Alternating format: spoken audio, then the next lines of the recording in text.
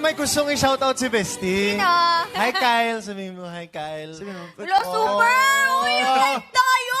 Hello, Cherry! Hi! Hi, Kyle! Kitang-kita ang pagkagulat ng celebrity na si Kim Chiu matapos asarin ni Darren Espanto sa aktor at singer na si Kyle Echari sa programang It's Showtime. Nangyari ito kamakailan lang sa pagtatapos ng nasabing noontime show kung saan habang nag-uusap sila ay sumingit si Darren at sinabing may gusto raw i-shoutout si Kim.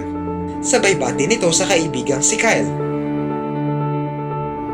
Noong una ay makikitang tahimik pa ang lahat ng Showtime host at tila napaisip kung bakit bigla itong binanggit ni Darren. Nagulat na lang si Kim at sinabing live sila. Ginatungan pa ito ng mga kasamang host at sinabing, "Hi Kyle Echari."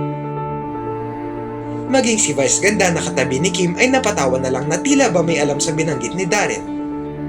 Panoorin ang video. Sino nagsabi? Alam na ng lahat. Hoy, wait lang. Well, Hindi, may gustong i-shoutout si Bestie. Sino? Hi, Kyle. Sabihin mo, hi, Kyle. Hi, Kyle. Sabihin mo, hi, Kyle. Hi, Kyle. Sabihin mo, hi, Kyle. Hello, super! Uy, friend tayo!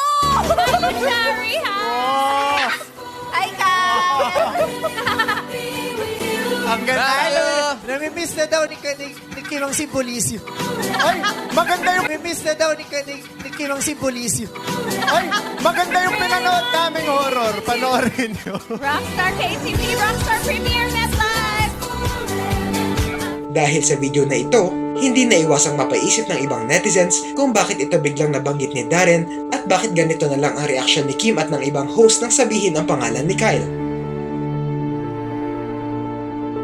Maging ang ibang Kim Pao fans o mga supporters nila Kim Chiu at Paolo Avellino ay napatanong din dito.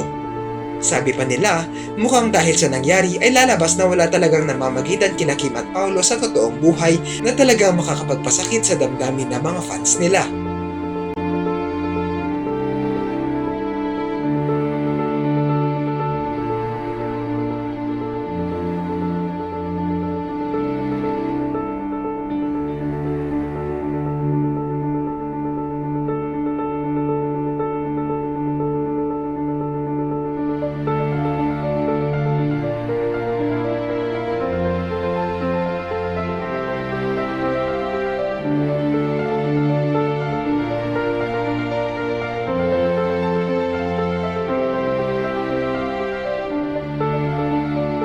Maging si Kyle ay napakomento sa video na ito at napasabi na lang na, "Hello sa diha."